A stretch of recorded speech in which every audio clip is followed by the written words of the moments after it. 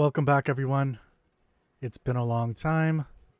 If this is your first time back on MOAR Tech, if you missed us last Tuesday, we actually were on Esports Wrap talking with Jenny, who's Shu. I remember that part. Pretty much letting us know what the deal was with Spellbreak, which is a fairly new game that's been released to the public, but it's been in testing for a while. But today's episode of More Tech is not going to be talking anything about that. It's going to be talking with something a little bit more serious, which is tech burnout, or just burnout on a whole, since having a lot of us are having to work remotely from home, so on and so forth, and all the things that that pretty much means. So, every once in a while, I'll come to you with one of these types of episodes that's a little bit more touchy. And by all means, feel free to use this as another distraction from other news that might be happening elsewhere in the world or in where you're living. It depends. But do take this week's episode as an inflection moment, something that when you're looking inside, you don't really need to talk, just listen and maybe work on some of these things. And if you have questions, feel free to ask. There's probably better persons to ask, and if you ask a question like that, by all means, I will try to direct you as best as possible. So, to start this whole episode off, I'm going to have a few questions that I want you to ask yourself personally.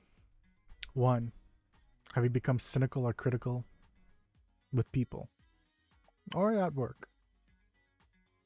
Do you drag yourself to or from work or have trouble with actually getting started with projects or anything like that?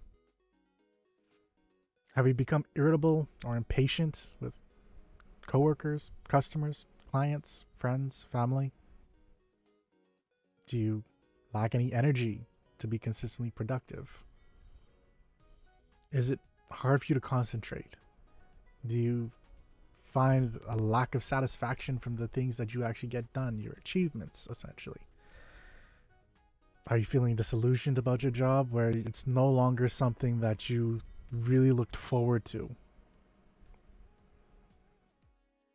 Are you using food, drugs, alcohol, sex, anything to feel better or just simply not feel? Have your sleep habits changed?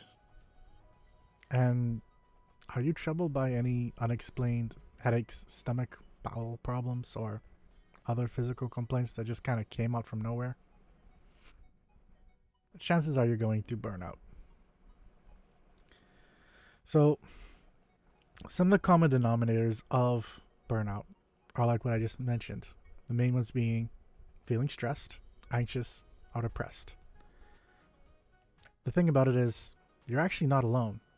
And when you really think about it, with joblessness, worries, work from home challenges, feeling overworked, it's not surprising. Even there have been surveys from FlexJobs and Mental Health America that found 75% of people have experienced burnout at work, with 40% of them saying that they've felt it during this pandemic specifically in July, which is just a bit later afterwards. Another report on mental health of the U.S. workforce, 2 in 3 employers said that they expect a mental health crisis in the U.S. within 3 years. And that's the people who run these jobs.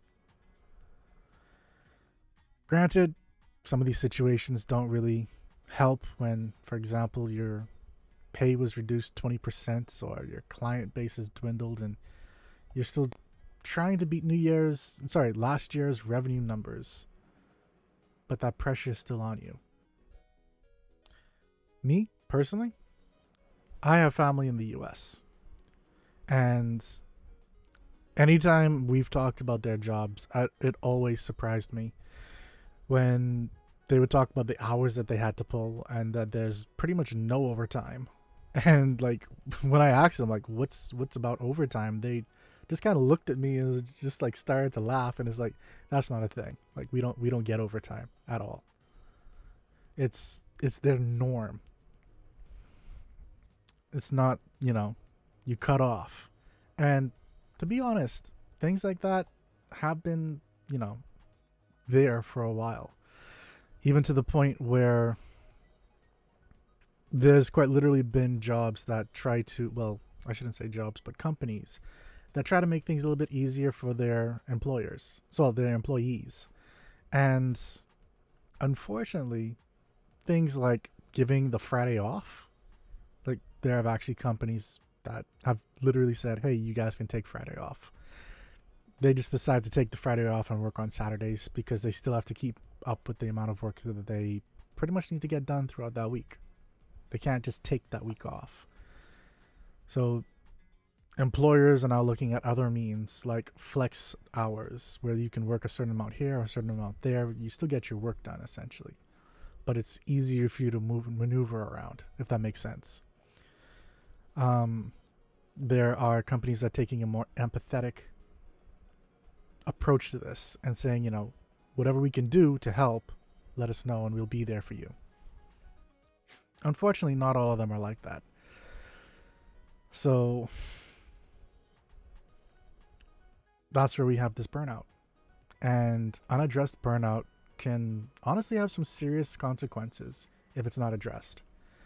Not only on your health, but also on your career, because then you start to slack and you start to become listless in your work. So, with the pandemic still no necessarily end in sight, we have to start taking some preventative actions. And that's kind of what this is about today, like I mentioned. So, one of the first steps that you can probably do is to acknowledge whether you do have this problem or not. And if you don't, you could actually end up, these are not my words, these are the words of a medical psychologist. You can end up with a full-blown mental health crisis. Now, a lot of people, a lot of people underestimate the seriousness of the struggles that you're going to be facing with burnout. You may feel, man, I'm just feeling this way right now. I could push through this and you can just keep going. And sometimes that works. Sometimes it doesn't. So, for example, while there's only like 30% of employees that say that they feel burnt out at work, 64% of them reported feeling the symptoms of burnout as defined by the World Health Organization. So that's why I started this whole thing with saying, hey, are you feeling these things? Because you may just think of burnout as being, man, I'm just done with work. I'm so on and so forth. It's more than that. It is so much more. Like I mentioned, again, if you missed some of that, it's feeling emotionally and or physically drained, mentally checked out from work, excessive pressure to succeed, or even to hide personal concerns while at work, or even when you're just doing work from your coworkers and stuff like that. If you're concerned about your mental health though, like there are online mental health screens that can help you check to see if you're like mildly stressed or experiencing any of these symptoms that could actually be a more serious condition. And there's a free, confidential, like completely anonymous one that you can check out at the Mental Health of America, which is a community-based nonprofit group. It's screening.mhana. Okay, so let me try this again. mhanational.org/screening-tools. It's a pretty good site to go on and just check. Not only that, but it'll actually help validate your feelings and allow you to see, you're not alone in this. There are people going through this. A lot of people. More so now than before. If you are employed, though, and again, there are a lot of people that aren't, but if you are employed, check to see if your employer has any provided mental health benefits.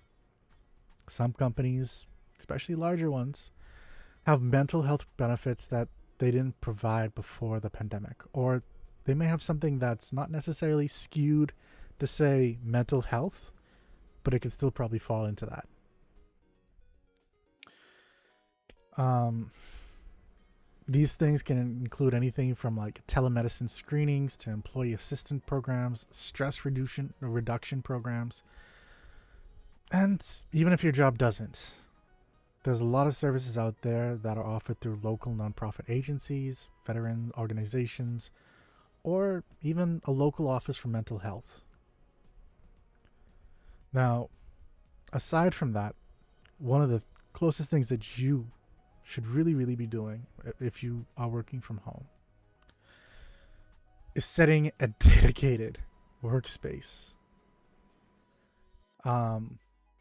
But this one is actually more based on having a firm work-life boundary. And this one kind of delves a little bit deep in the fact that, when you're working from home, it's pretty critical to set boundaries, healthy ones, to keep stress and demands of work from interfering with life, just separated. So, like I mentioned, the first one was a dedicated workspace. If you're working from home, then if you can be in a room that has a door that's separate from everybody else, that's great. If you don't, sometimes just even finding something like a curtain or putting tape on the floor to say, this is my area, sets you in that mind frame that you just can start focusing and just working. It's going to be difficult at times, especially if you have little kids running around. But you can still push. You can still manage it if you do it correctly. And that's gonna. I know that a lot of people are like, yeah, that's not so easy. Easier said than done. It's still a thing, but we'll get to that in just a little bit. So after the dedicated workspace, you need to start focusing on personal tasks and preferably doing them in the morning or whenever you have the most energy and that you're not going to be really dealing with stuff. The reason why I say the morning, and of course this can change up based on how you live your life and like your shifts and stuff like that. But when you need a break, you can squeeze in some personal tasks. You want to wash the dishes, you want to play a quick game here or there, you want to do some exercise or something fun, take that moment. If you were at work, you'd be allowed a break. Take your 15 minutes break. Just do something to de-stress your mind. But dealing with work plus personal life, it can get tiring, especially when they're all happening at the same time. So focusing on working efficiently earlier on, like I mentioned, can let you not have to work later on in the night, which is when a lot of people want to just relax, especially with family, friends, so on and so forth. Just maybe watch the TV program that they really enjoy or play games with friends, whatever it is that you do. Next, you have to set proper expectations. And this is not just within yourself. This one actually reaches on to who you work with. So your coworkers, your boss, they can't expect you to be working there 24/7. You have to set a conversation that's realistic with humane expectations and address any potential issues before they become a problem. So have that consistent talk if you can. One of the more difficult ones, especially in the age of technology, turning off work when you're not at work. I have a problem with this one personally. Because I just have my phone on, and I'll admit there are times when I'm just checking to see if there's some update on something that I need to take a look at, and I have someone that looks at me and is like, no, you need to relax. You need to relax. And she just goes at me with it. And it's made me realize that I need to make this change myself. And I'm slowly working on it, but this is something that a lot of people need to as well. Um, Especially, there was a recent University of Illinois study that found that the pings and buzzes of smartphone alerts causes an array of unhealthy effects, which includes insomnia and increased job stress. Mainly because you just keep checking to see if there's something from work that's happening. Um, it's quite literally quoted to say it's not healthy and you need to give your brain the space to recharge at the end of a long day, which is true. You, if you just keep thinking about work, then you're not going to be focused on other things that you need to be able to outside of work. Ask for flexibility. Flexible scheduling, like I mentioned earlier, can better balance your personal and professional responsibilities. If you know your kids typically need help between the hours of 1 to 3, and then they're outside of school, you need to get them something for dinner. Say that you can work from 9 to 11, then pick up after you finish making something for them, and just work whatever it is that works better for you. I know that there are persons that, especially with this current economic uncertainty, a lot of people are reluctant to try and ask their boss about these extra accommodations. A lot of people are just relieved to actually have a job and that you don't want to rock your boat at all. Much less possibly get threatened to say like, oh, well, you're asking for this. Maybe we should put you somewhere else that's less desirable for you. Try something that's called a micro ask.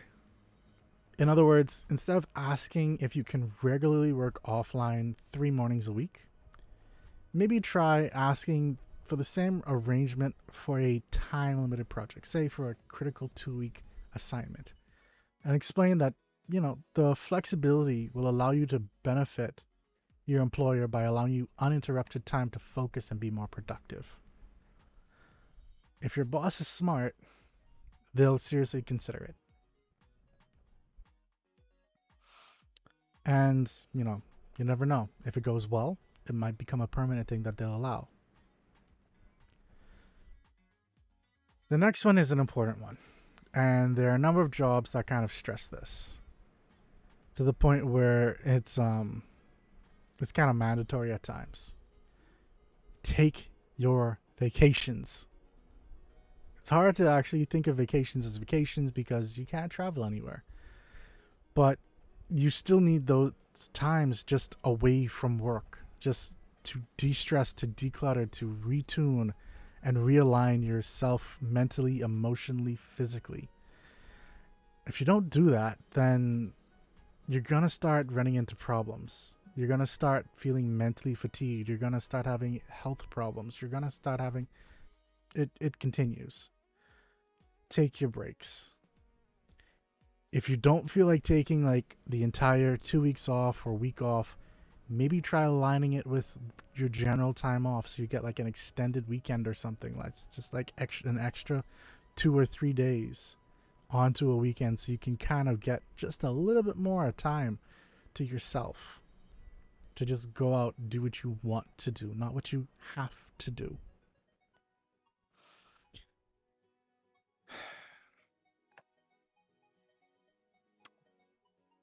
The next one's a little hard for some, and that's being open about how weird this world has currently become with pandemic, COVID over our heads, with people working from home, from people not having jobs, with people having to sit in front of a computer while their kids are having to be in the background doing their schoolwork, yelling, screaming, you having to check on them. It's a lot. Hiding it doesn't help. People know other persons are going through it. Finding people to talk to about it is a good way to get it off of your chest. Burying it deep down is not going to help. And not only that, by opening up yourself, you're letting others also open up to you. And that conversation is healthy because you can not only learn from it, you can also help each other to de-stress as well. Now, it also sometimes helps, again, to know that you're not the only one going through something. I know earlier I mentioned vacation time, but if you don't have vacation time or you don't want to use it, maybe take a look at a sick day. A lot of jobs consider mental health as a viable mental health, mental health as a viable sick day. And if they don't, well, a lot of doctors do, and they'll still write you a sick note for it. And that's really what you need to have a sick day, isn't it?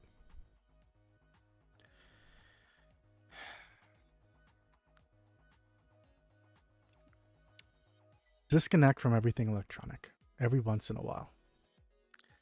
This one is going to be one of the hardest ones for a lot of people. I kind of touched on it just a few minutes ago when it comes to disconnecting from after work. But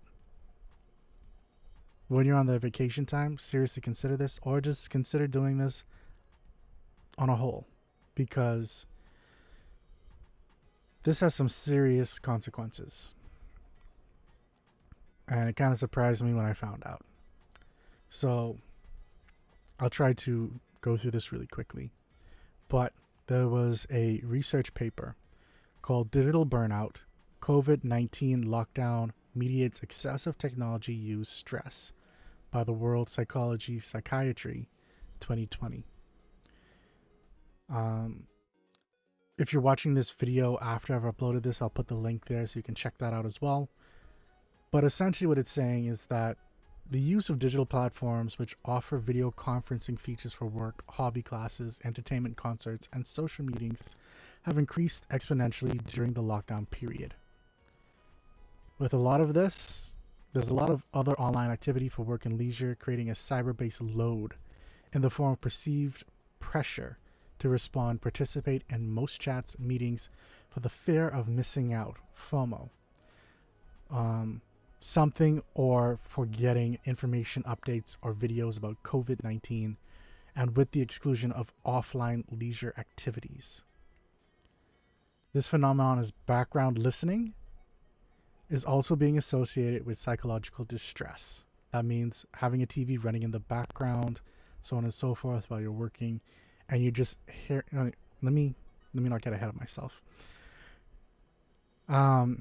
The increased use of the internet and smartphones over social media, online gaming, viewing streaming web series, watching movies over smartphones, and the perceived pressure to respond to incoming information has led to more and more people to spend nearly all waking hours online the COVID-19 lockdown.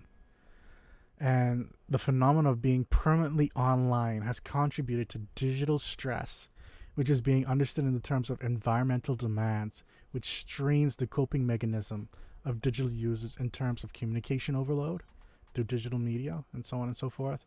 This kind of stress is being related to negative psychological outcomes such as lack of satisfaction, decrease in productivity, exhaustion, and today's topic, burnout. With burnout being included in the 11th revision of the International Classification of Diseases as an occupational phenomenon rather than as a medical condition, even though some want to call it a syndrome. Due to COVID-19, there's an increase of online modalities for academic, work, teleconsultation, online meetings, plus leisure stuff. And with all of this, there's high levels for psychological activation, feelings of tension, perceived expectations, discomfort, anxiety. It's been reported that even delays on phones or online meetings shape our views of others negatively, with something as little as 1.2 seconds. Yeah, a delay of 1.2 seconds making us perceive the other person as less friendly or less focused.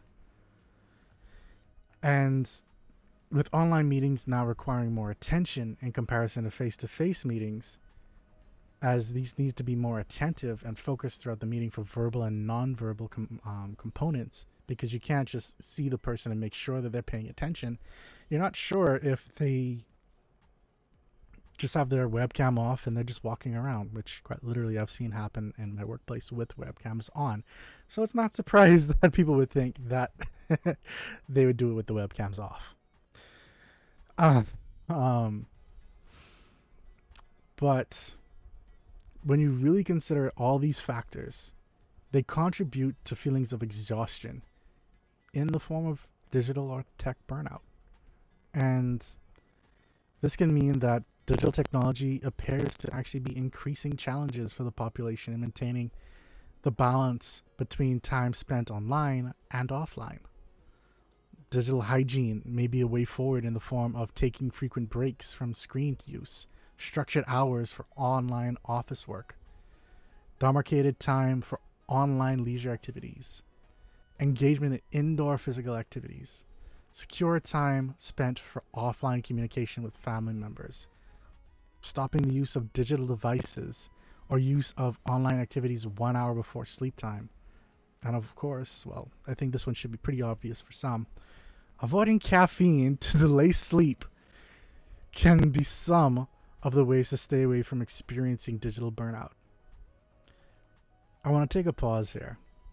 One of the reasons why I went through all the information that I have gone through up to this point, which a lot of it doesn't necessarily deal with tech, is because it still is related.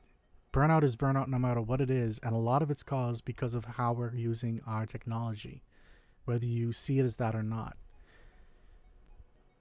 But let me get back into this. Now, all of this, with the implementation of this digital hygiene, as they want to call it, well, it can help to minimize the risk of developing it all. With communication as highlighted the effects of excessive use of technology, the report actually highlights that there is a need to explore experimental evidence of mediating processes which make online digital technology beneficial versus detrimental, because it still can be very beneficial. I mean, if you really consider the fact that while a lot of people are considering that there's stress, there's like about 70 to 90, depending on the industry, percent of people that are looking forward to when COVID is done, still working from home or working remotely. Like they see this as the new norm, not where you're working in an office building or surrounded by other people, or sharing an office space with a lot of other people to do like in your team. That's not necessarily going to be a thing for a lot of companies, and we need to start taking a look at it like that. Of course, though, there is no one size fits all answer to this. If any of the things I said doesn't work for you, try a different one. I mean, I quite literally listed at least 12. So try one. If it works, keep it, move on to the next one. If it doesn't, drop it, move on to the next one. That said, there are some people that are adjusting, and there's cases where people are even saying, why am I coming in? Why am I going to work? Why am I doing this? Why am I putting myself through this? And it's starting to change and become something more like they're using it as an outlet, or they're using it as a purpose in their life. There's people that have just adjusted completely and are completely fine with working from home and are enjoying the benefits that it brings. There are workplaces that are offering stipends for electricity, for childcare, for this, that, and the next, because they understand that a lot of people have their kids in the background and they can't send their kids off to school. Maybe some of them still need someone to help take care of their kids. So a lot of that's still a thing. But of course, some aren't. And with it being, living at work instead of working from home, if you see what they did there, what I did there, what you might be doing there. Parents, like I mentioned, still struggle with taking care of their kids. I quite literally have coworkers, friends, family who are mothers or fathers, and they're taking care of kids, and you can sometimes hear them in the background calling for attention, interrupting meetings, and they're just looking for some form of attention because they know their parents are right there. And sometimes they don't, but you still, as a parent, have to make sure that they're doing their work. So you may have them somewhere nearby. Again, making your own space is important in something like this. But your kids are your kids. You still want to check in on them. So of course you're going to be, making sure that they're on their virtual classes, still studying, not doing a bunch of fool, not going on Roblox, not going on YouTube, not just talking to friends and not doing their work. So there's a lot that goes into it as a parent, and it's rough.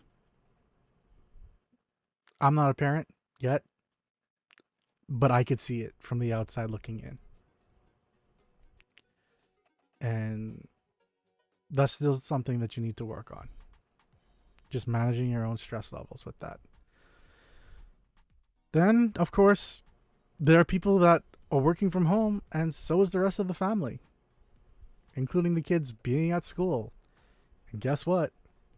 Most of you all are going to be using video in some form or fashion, either going to be on meetings, or you're going to be watching videos, or this out of the next, and your work is going to slow to a crawl if you don't have good internet. And that is a stress within itself.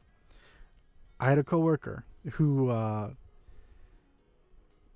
area doesn't have the fastest internet available just yet. And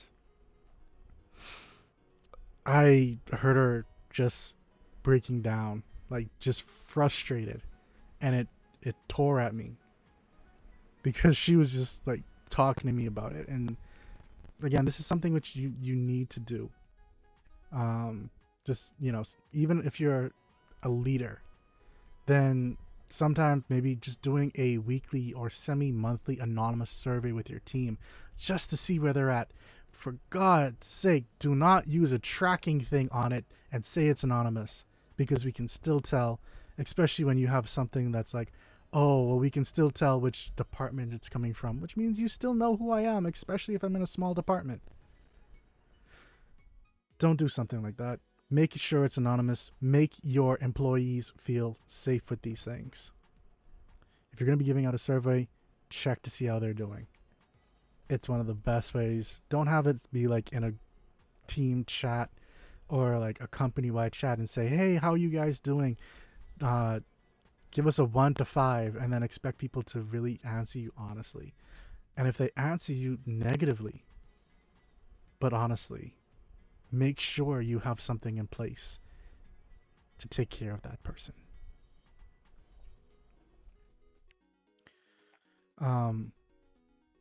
But yeah, my coworker, she was just going through it, and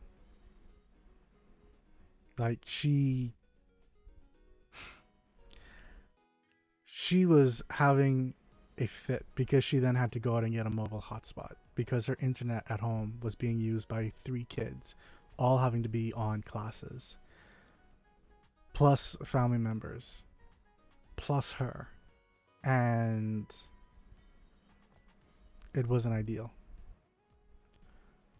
There's a lot of stress going on, folks. A lot. Please take care of yourself. Put down the technology. Take your breaks. Take your vacation. Talk to someone. If you feel it's going too far, I know there are some that feel like it's a matter of pride. But if you can't talk to a psychologist or a therapist, then find someone who's at least willing to listen. Because even that can sometimes help.